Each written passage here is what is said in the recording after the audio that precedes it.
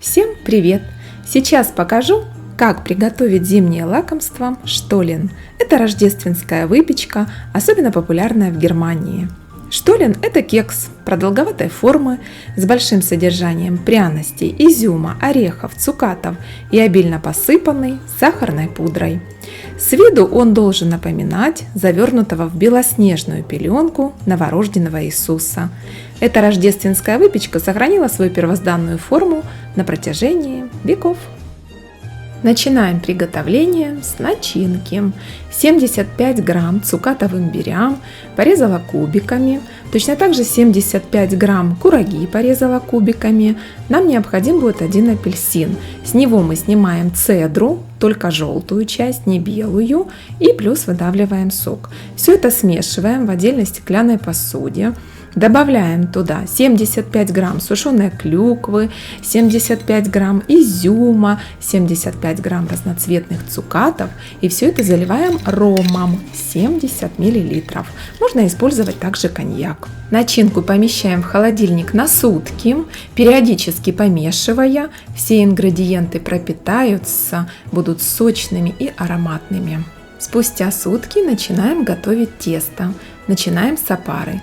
Для этого 150 мл теплого молока смешиваем с 15 грамм сахара, 12 грамм дрожжей сухих, это одна пачечка, 100 грамм муки. Хорошо все перемешиваем. Сверху накрываем пленкой, полотенечком и ставим в теплое место на 1 час. В большую миску просеиваем муку 320 грамм.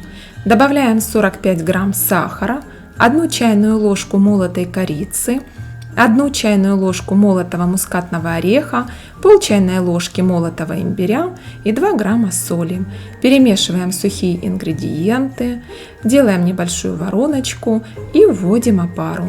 Теперь руками будем замешивать тесто.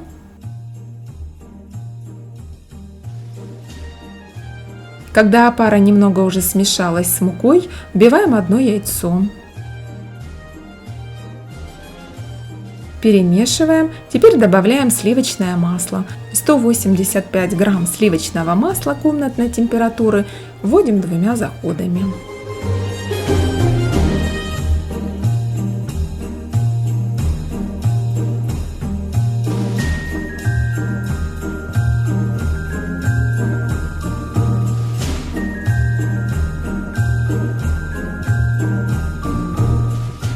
Замешиваем тесто до состояния, чтобы оно уже не липло к рукам.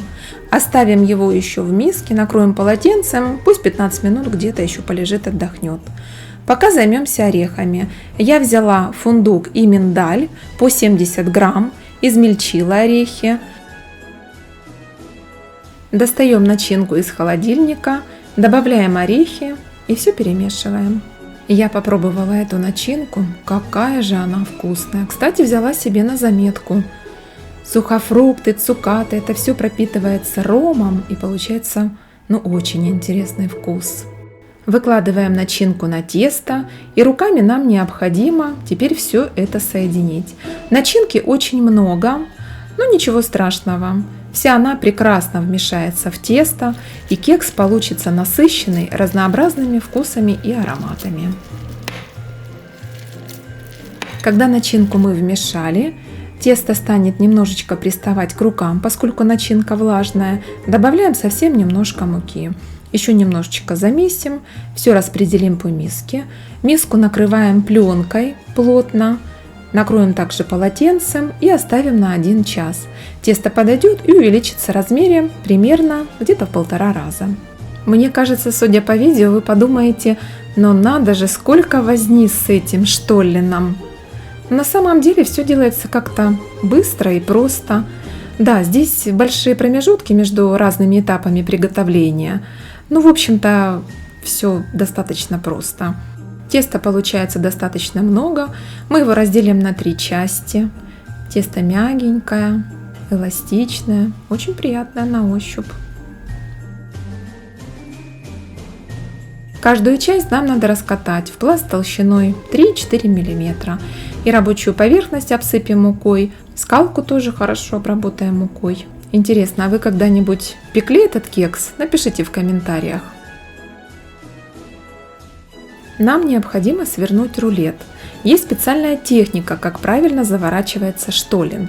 С одной стороны подворачиваем где-то на 1/3 рулетиком, со второй стороны тоже подворачиваем рулетиком и один рулет накладываем как бы на второй. Как я уже говорила ранее, с виду он должен напоминать завернутого в белоснежную пеленку новорожденного Иисуса. Но для этого его потом обсыпают сахарной пудрой. Полученные рулеты выкладываем на листик, застеленный пергаментной бумагой. Поскольку при выпекании они увеличатся в размере, чтобы не слиплись наши кексы, мы между ними завернем пергаментную бумагу, оградим их друг от друга. В Германии устраивают, кстати, кексовые рекорды. Они выпекают кексы весом 3-4 тонны. Представляете? Я вообще слабо представляю, как можно испечь кекс весом 4 тонны. Полученные кексы накроем пленкой, полотенечком. Они должны еще полежать где-то 30 минут.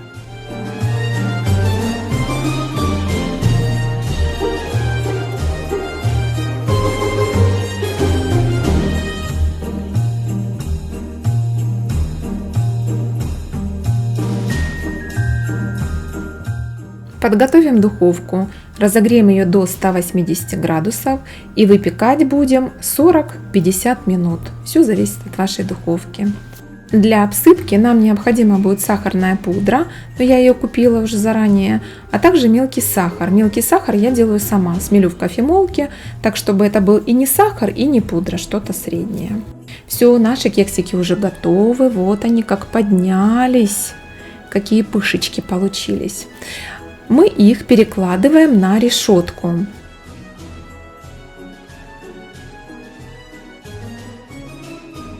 Пока горячие, их необходимо смазать растопленным сливочным маслом. Смазываем и сверху, и снизу.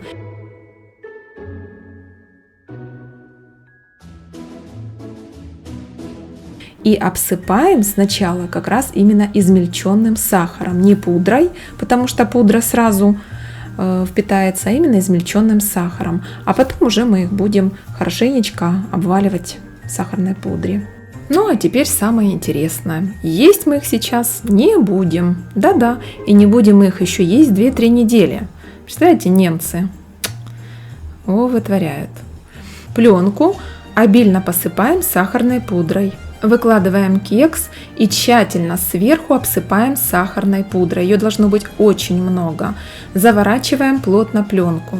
Таких слоев пищевой пленки будет 2, а сверху будет еще и фольга. Можно штоллины укладывать сначала в пергаментную бумагу, а затем в фольгу. Но в пленке они созревают гораздо быстрее. Штоллен вообще выпекается за 30 дней до подачи на праздничный стол. Делается это для того, чтобы кулинарный шедевр как следует вызрел, пропитался начинкой, ну и приобрел свой индивидуальный вкус и аромат. Я уж не знаю, как там в Германии, а мне пришлось каждый день печь другие сладкие пироги, чтобы мои мужчины, у меня 2 взрослых сына и муж, не уничтожили эти кексы заранее и дали им вызреть. Убираю их в холодильник на самую верхнюю полочку. Пусть там зреют. Можно также убрать на балкон. Мне нужно было доснять видео, поэтому первый штоллен мы уже попробовали спустя 4 дня. Конечно же, штоллен можно попробовать и сразу. Он будет по вкусу напоминать пасхальный кулич.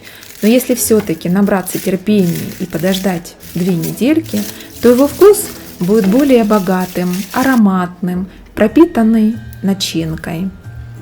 Учитывая, что их получается 3 штуки, если уж совсем не втерпешь, то, конечно, можно начинать сразу и как раз к концу 2 недель доедать 3-й. В преддверии новогодних праздников хочу поздравить вас и ваши семьи с наступающим Рождеством и Новым годом. Пусть в ваших семьях всегда будет вкусно, сытно, мира вам, любви и добра. Штоллен получился вкусным, но мне бы очень хотелось, чтобы вы воспользовались моим рецептом и сами приготовили и написали в комментариях, как вам штоллен, что понравилось, легко ли было его приготовить. Если вам понравилось видео, подписывайтесь на мой канал, Нажимайте на колокольчик, чтобы не пропустить будущие видео. Пишите комментарии. До новых встреч. Пока-пока.